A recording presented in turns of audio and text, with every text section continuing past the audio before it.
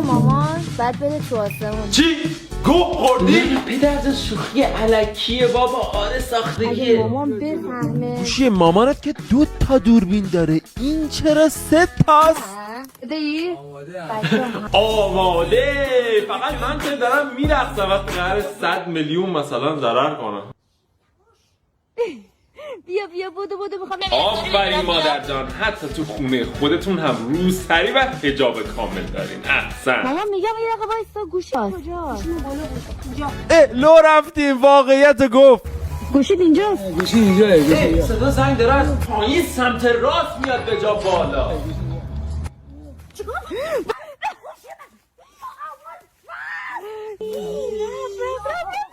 این یه ماکت آیفون 500 تومنیه، به همینم نخ وصل کردن که بعدش بکشنش پایین. دیوونه‌های خلچه بریا بیشور تو مشکل داری مگه؟ بعد استوریای فرداشو که میبینی دقیقاً همون گوشی اول ویدیو دستشه.